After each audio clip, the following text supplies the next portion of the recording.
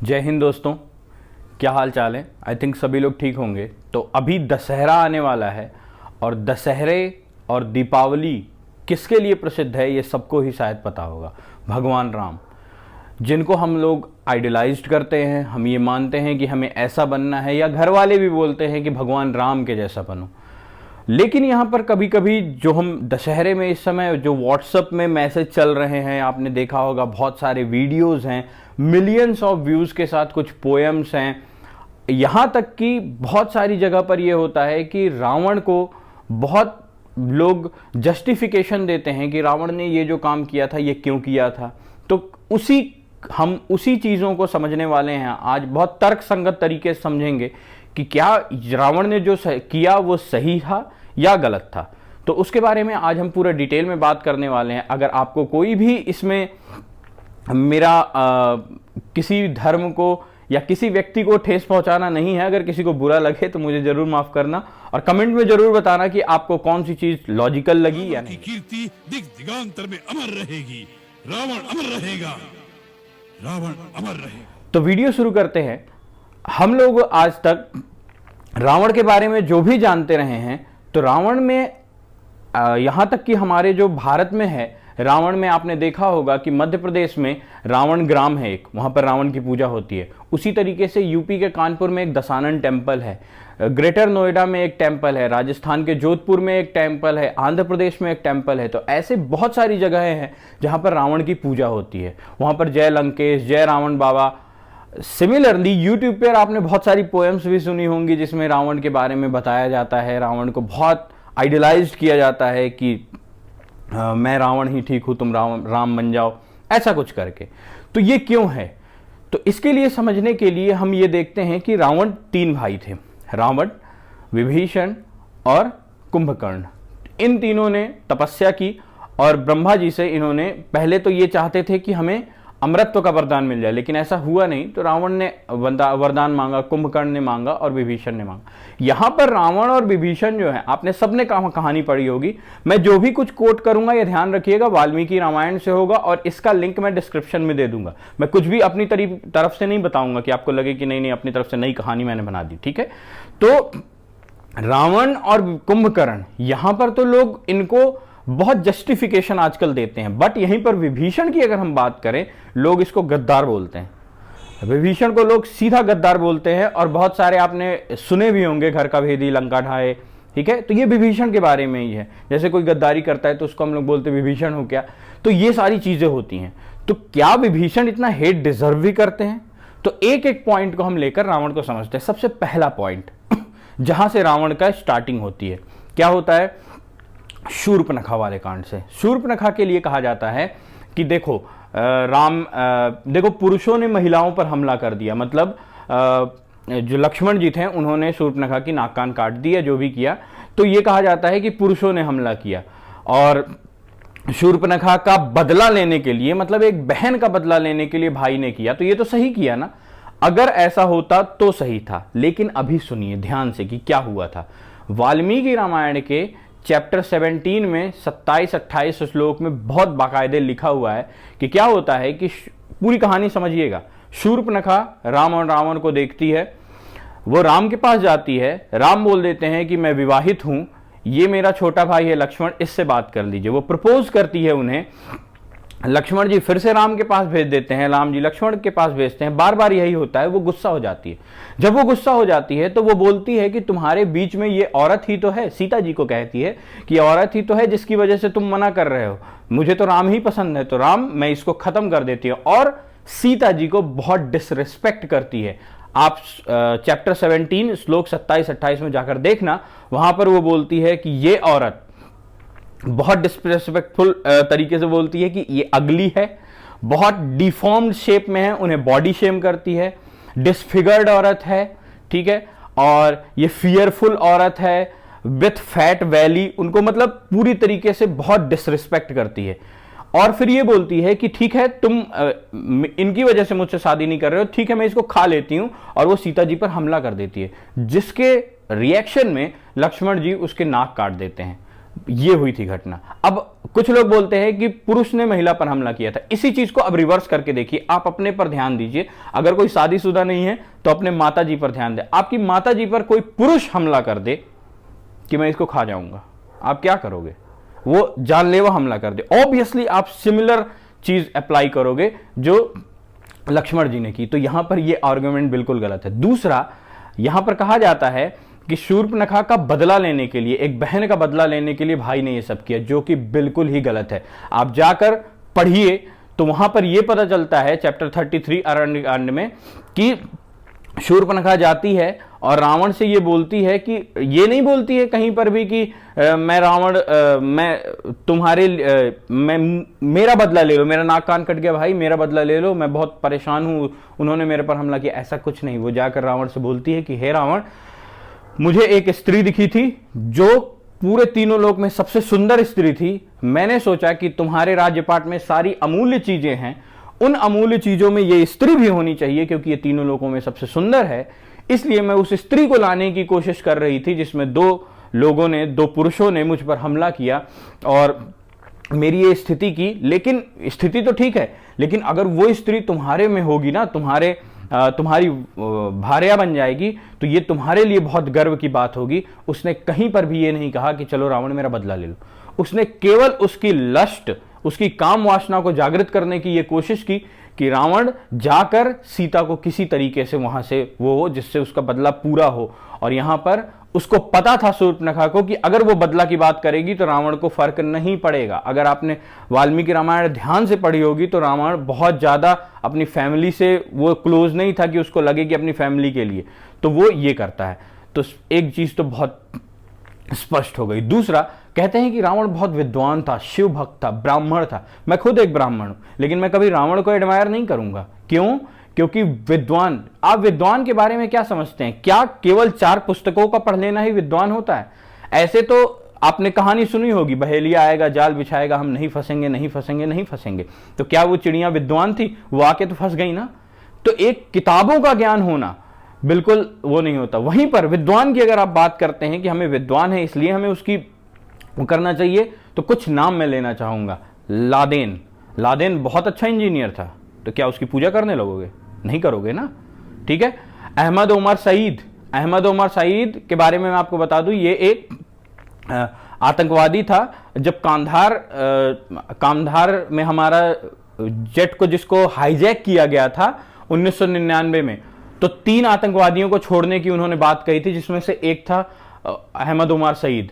ये अहमद उमर सईद इतना टैलेंटेड व्यक्ति था कि लंदन स्कूल ऑफ इकोनॉमिक्स में, the respected London school of economics में इसको एडमिशन मिला था। और उसके साथ साथ ये चेस चैंपियन भी था उस समय, और ये 5 भाषाओं का बहुत अच्छा ज्ञानी था। तो क्या इसको हम पूजा करने लगेंगे? नहीं ना। इससे कहीं पर भी ज्ञान होने से आपका कहीं पर भी अपराध छिप नहीं जाते हैं। तो विद्वान होना कोई बात नहीं। शिव भक्त, आप किसी भी भगवान की पूजा करो, कोई भी भगवान कभी नहीं करता कहते कि ये आप एक महिला का डिसरिस्पेक्ट करो या महिला का किडनैप कर लो। ऐसे तो आप बहुत सारे रेपिस्ट बाबा, ऐसे बहुत सारे लोग हैं, बहुत सारे धर्म के ऐसे लोग जो जेल में हैं, तो आप क्या उनकी भक्ति के आधार पर उनको पूजन करोगे? नहीं करोगे।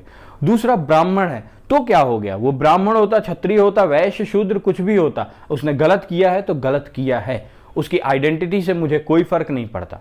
ठीक है। ऐसे बहुत सारे लोग होंगे आपके आसपास भी जो अच्छी पोजीशन पर होंगे, लेकिन आपको पता होगा कि यार ये बंदा गलत है, तो आप शायद उनके पैर नहीं छूते, उनके सामने जाने से आप कतराते हो। ऐसा आपने बहुत बार अनुभव भी किया होगा। ठीक है।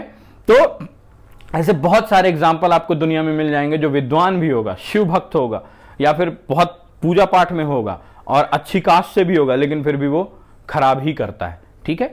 तो इस तरीके से। दूसरा, लोग कहते हैं कि रावण एक अच्छा राजा था, बहुत अच्छा एडमिनिस्ट्रेटर था। ऐसा कुछ भी नहीं है।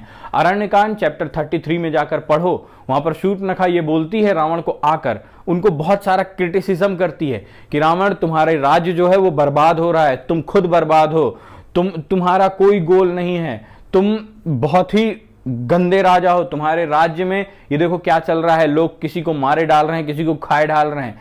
तब रावण, अगले श्लोक में ये पता चलता है कि रावण ये सब सुनता है और बहुत टेंशन में आ जाता है कि यार मैं क्या कर रहा हूं। तो मतलब ये सब चीजें चल रही थी रावण, और पूरी वाल्मीकि रामायण में कहीं पर भी इसका जिक्र नहीं है कि रावण एक अच्छा राजा था। ठीक है। दूसरा, अगर एक अच्छा राजा होता रावण तो अपने पर्सनल हितों को राज्य के हितों से बाद में रखता। जैसे आप खुद सोच के देखो, रामायण का जो युद्ध हुआ लास्ट में, उसका कारण क्या था? पीछे जाओ, कोई कारण नहीं था। एक स्त्री थी जो रावण को चाहिए थी। मान लो राम अयोध्या के राजा होते, तब युद्ध होता कि भाई लंका का राजा अयोध्या से युद्ध कर रहा है इसलिए कि अयोध्या को हराकर उस जमीन को अपने में रखेगा, उसका संसाधन का उपयोग हमारे राज्य वाले करेंगे। ऐसा तो कुछ था ही नहीं। आप तो एक दो जो जंगल में घूम रहे हैं बेचारे मारे मारे, ना उनके पास राज्य है ना कुछ है, 14 साल बाद ये भी नहीं पता कि राज्य मिलेगा कि नहीं। आप उनसे लड़ाई कर रहे हो एक महिला के लिए। तो अच्छे राजे की क्वालिटी कभी भी ये नहीं होती कि वो अपने पर्सनल चीजों को आगे रखे। यहीं पर दूसरी तरफ आप ध्यान रखना कि जैसे ही आपने सुना होगा कि विभीषण राम के पास आते हैं, वहां से लौटकर विभीषण लौट के आते हैं, तो क्यों लौट के आते हैं? क्योंकि रावण ने उनको लात मार के भगा दिया था। क्यों? क्योंकि विभीषण ने रावण को यह बोल दिया था कि आप राम जी की पत्नी को वापस कर दो। अब आप खुद सोच के देखो, जिस राज्य में राजा के भाई जो महामंत्री है उसकी ये औकात हो कि उसको लात मार के भगा दिया जाता है केवल बोलने से कि भैया वापस कर दो, उसमें बाकी लोगों की क्या हैसियत होगी, है ना? तो इससे हमें पता चलता है कि वो अच्छा राजा तो कहीं से नहीं था। कुंभकर्ण भी उसको समझाता है कि भैया मान जाओ, मत करो, तब भी वो नहीं मानता। विभीषण भी समझाता है। सिमिलरली जब सीता जी अशोक वाटिका में होती हैं तो त्रिजटा जो उसकी एक एम्प्लॉय है, किसकी? रावण की, वो भी कहती है कि यार मुझे सपने में ऐसा आया था कि एक बंदर आया था, उसने पूरी लंका जला दी। मतलब उनके जो एम्प्लॉय है वो भी चाहते हैं कि यार कुछ ऐसा गड़बड़ हो जाए या हो जाए। तो लेकिन यहीं पर राम जी की वापस आप देखो कि जब विभीषण राम जी के पास जाता है तो राम जी उसका राज्याभिषेक करते हैं। क्यों? क्योंकि वहीं पर विभीषण ने अपने हितों से ऊपर राज्य के हित को रखा। वो अड़ गया था कि भाई आप गलत कर रहे हो, और विभीषण ने ऐसा नहीं किया था कि आप जब जैसे ही सीता का हरण करके लाया उसी दिन वो फैल गया कि नहीं यार मेरे को नहीं रहना यहाँ पे, मेरे को जाना है वापस क्योंकि तुमने गलत किया। नहीं, उसने बात की अपने भाई से, समझाने की पूरी कोशिश की। जब वो नहीं माना तब वो वापस किया। तो यहां पर होता है। तो अच्छा राजा, विद्वान होना, ये बिल्कुल नहीं। दूसरा, लोग ये बोलते हैं कि चलो ठीक है, रावण ने सीता जी को रखा था, सीता जी के साथ कोई छेड़छाड़ तो नहीं की, कितने अच्छे से उनको रखा था। बहुत सारे लोग ये भी बोलते हैं। तो भाई अगर बहुत अच्छे से रखा था, वो इसलिए रखा था क्योंकि कुबेर की पत्नी के साथ उसने बलात्कार किया था, और कुबेर की पत्नी ने, कुबेर का वेश धर के, कुबेर की पत्नी ने उसको श्राप दिया था कि अगर तुमने किसी भी स्त्री को बिना उसकी मर्जी के स्पर्श किया तो तुम्हारे सिर के 100 टुकड़े हो जाएंगे। इस वजह से रावण ने सीता जी को स्पर्श नहीं किया था। वो उसकी कोई बहुत अच्छी वो नहीं थी। अब आपको बहुत, अगर आपको कहना है नहीं नहीं यार ये क्या बोल रहे हो, तो आप अरण्य कांड के चैप्टर 49 और 52 में चले जाना, वहां पर जाकर आप पढ़ना 49 to 52, ठीक है? उनमें आपको समझ में आएगा। वो इतनी डिस्टर्बिंग चीजें बोलता है ना सीता जी को कि मैं यहां पर वीडियो में बोल भी नहीं सकता। अब आप इसी बात से अंदाजा लगा लो। दूसरा, आप सुंदर कांड के चैप्टर 22 श्लोक और 8 और 9, जब हनुमान जी जाते हैं वहां पर और वो छिपकर सुन रहे होते हैं, तो सीता जी को क्या बोलता है कि तू मेरे हरम में आ जा या फिर मेरी रानी बन जा, अदरवाइज मैं तुझे अपनी चंद्रहास तलवार दिखा के मैं इससे काट कर तुझे इन राक्षसियों को दे दूंगा, और मेरे खाना बनाने वाले तुझे वहां पर फ्राई कर देंगे और नाश्ते में मैं तुझे खा जाऊंगा। ये कोई रेस्पेक्टफुल चीज तो नहीं हुई किसी महिला के लिए, शायद मेरी जानकारी में, ठीक है? तो ये होता है। दूसरा, उसका छोटा भाई जो था कुंभकर्ण, जब वो जगता है और वो जाता है, तो ये भी युद्धकांड चैप्टर 63 में है। वो कुंभकर्ण समझाता है कि तुम्हारे पाप का घड़ा भर चुका है रावण, और तुम्हारा मृत्यु मुझे दिख रही है समीप आते हुए। लेकिन फिर भी वो युद्ध करता है अपने भाई की तरफ से। क्यों? क्योंकि उसको ये लगता है कि यार मेरा भाई, यहां पर दो भाइयों का आप ये समझ सकते हो कुंभकर्ण और विभीषण के बीच में कि कौन। इसी तरीके से आप देखोगे जैसे ज्ञानी की बात होती है, आप रामायण की मैं एग्जांपल बताता हूं, शबरी हैं, निषाद राजगुह हैं, जटायु है, इन सब के बारे में आप क्या समझते हो? ये क्या बहुत ज्ञानी थे? नहीं थे, ज्ञानी नहीं थे, लेकिन आज भी लोग उनको पूजते हैं। लोग बोलते हैं यार शबरी, निषाद राज, जटायु, इनके जैसा बनो, ना कि रावण जैसा बनो, क्योंकि ये ये पढ़ाई में बहुत अच्छे नहीं थे, ना इनको वेद का ज्ञान था ना कुछ था, लेकिन फिर भी इन्होंने अपने लाइफ की वैल्यूज को प्रायोरिटी दी। सिमिलरली मूवी अगर आप लोग देखते हो तो दीवार मूवी देखी होगी ना, वो वाला डायलॉग आपको याद होगा, मेरे पास माँ है ना, बैंक बैलेंस है तुम्हारे पास, मेरे पास क्या, मेरे पास माँ है। तो उसमें जो विजय होता है, जो अमिताभ बच्चन का कैरेक्टर होता है, और जो शशि कपूर का कैरेक्टर होता है, तो शशि कपूर पुलिस होता है और ये विलन होता है अमिताभ बच्चन, तो दोनों में कॉन्फ्लिक्ट हो जाता है, वो बहुत बुरा आदमी बन जाता है। तो क्या करता है, शशि कपूर ही उसको मारता है, और उसकी माँ जो होती है वो साथ देती है अपने जो सही भाई होता है उसका। वहां पर तो आपने इसको हीरो बना दिया था और यहां पर विभीषण को आपने विलन बना दिया। ये दो पैमाने नहीं है आपके। दूसरा, विभीषण एक विशिल ब्लोअर था, जिस एक टर्म का यूज किया जाता है विशिल ब्लोअर, मतलब खिलाफ, किसी बहुत बड़े खिलाफ आपने आंदोलन कर दिया या कुछ आपने बोल दिया। इसी तरीके से आजकल के एग्जाम्पल को अगर मैं देखूं तो एडवर्ड स्नोडेन एक व्यक्ति थे, आप कभी गूगल में सर्च करना, ये CIA के थे, USA के। तो USA में क्या हो रहा था, ये एक विशिल ब्लोअर के रूप में कहे जाते हैं। USA में CIA क्या कर रही थी, अपने पूरे सिटीजन्स के ऊपर निगरानी रख रही थी और अनएथिकल तरीके से उनके डाटा को मॉनिटर कर रही थी। अब आप खुद सोच के देखो, इंडियन गवर्नमेंट, ठीक है, और वो एडवर्ड स्नोडेन कौन था, वहां का एक कंप्यूटर साइंस इंजीनियर था। तो आपकी पूरी गवर्नमेंट आपके वीडियोस देख रही है, आप क्या कर रहे हो ये भी देख रही है, आपके माइक्रोफोन को सुन रही है, सब कुछ कर रही है। तो ये तो ब्लीच हो गया ना आपकी पर्सनल लाइफ का। तो एडवर्ड स्नोडेन ने क्या किया, विशिल ब्लोइंग कर दी। मतलब उन्होंने ये बोला कि ये जो गवर्नमेंट है या CIA है ये बहुत गलत कर रही है, तो इसके लिए उनको देश छोड़ना पड़ गया। पहले तो उनको देश से निकालना पड़ गया, देश छोड़ना पड़ गया। अब वो अलग अलग देशों में मारे मारे से फिर रहे हैं पिछले 10 साल से, लेकिन आज भी USA के लोग उनको एज अ हीरो याद रखते हैं। सेम यही चीज विभीषण ने नहीं की। तो विभीषण को हम इतना निगेटिव वे में क्यों करते? आप सोच के देखिए, जो लोग आप सामने बैठे हो, आप एक कंपनी में काम करते हो, आपको पता चले ये कंपनी भाई आगे बहुत दिनों तक नहीं टिक पाएगी, बर्बाद हो जाएगी, तो आप क्या करोगे? लॉयल्टी को प्रेफरेंस दोगे कि अपने दिमाग लगा के दूसरी कंपनी में जाओगे? ठीक है, अब यहीं पर बात आ जाती है अपने भाई की। तो क्या आपका भाई अगर गलत है, वो गलत कर रहा है, किसी के साथ गलत कर रहा है, किसी को किडनैप कर रहा है, और आप उसका साथ दे रहे हो, क्या ये सही है? आप दोगे कभी, या उसको समझाओगे कि भाई तुम गलत कर रहे हो? ठीक है, तो ऐसे आपको इतिहास में बहुत सारे वो मिल जाएंगे। तो विभीषण को कभी कभी हम लोग बहुत ज्यादा गलत तरीके से ले लेते हैं। ठीक है, रावण ने जो युद्ध किया था वो लंका के लिए नहीं किया था, वो अपने लिए किया था। विभीषण ने जो किया वो लंका को बचाने के लिए किया था। ठीक है, तो यहीं पर अच्छा राजा और खराब राजा में डिफरेंस आ जाता है। यहीं पर आप अगर उत्तरकांड की बात करें, उत्तरकांड आपने सुना होगा कि उत्तरकांड जो था वो रामायण का एक प्रीफिक्स माना जाता है, कि मतलब इसको बाद में लिखा गया या लेटर एडिशन बोल सकते हो। तो उत्तरकांड में अगर आप जाओगे ना तो रावण के ऊपर बहुत बड़े बड़े एक्यूजेशन लगाए गए हैं। सर्ग 11 में चले जाओ, सर्ग 11 में क्या है कि कुबेर पर हमला करता है रावण और उसका पुष्पक विमान छीन लेता है, उसकी वाइफ के साथ भी वो गलत करता है, देन उसके दूत को मार देता है, जो कि एक बहुत गलत कदम है। दूत को कभी आप नहीं मार सकते हो, उसके दूत को मार देता है और मरे हुए दूतों के बॉडीज को उसके राक्षस खाते हैं। ठीक है, देन राजा मारुत के यज्ञ पर वो कब्जा करता है, उसको खत्म कर देता है और वहां पर वो खून पीता है उस यज्ञ में बैठकर। सर्ग 18 श्लोक 20 उत्तरकांड जाकर पढ़ लीजिएगा। तो कहीं पर भी आपको यह नहीं दिखेगा कि रावण बहुत अच्छा व्यक्ति है या फिर ऐसा। दूसरा, लास्ट एक्यूजेशन जो लगाया जाता है, ये बोला जाता है कि घर का भेदी लंका है। मतलब विभीषण ने राम जी को ये बताया कि इसके नाभि में अमृत का कुंड है, यहां पर हमला करिए और ये खत्म हो जाएगा। वाल्मीकि रामायण में ऐसा कोई भी जिक्र नहीं है। वाल्मीकि रामायण में चैप्टर 108 युद्धकांड के श्लोक 17 और 18 में अगर आप जाओगे तो उसमें लिखा हुआ है कि राम जी ने एक बहुत ही स्पेशल तीर को संधान किया और उसको बहुत ही हाई स्पीड से मारा, जो सीधे जाकर रावण के दिल पर लगा और रावण की डेथ हो गई।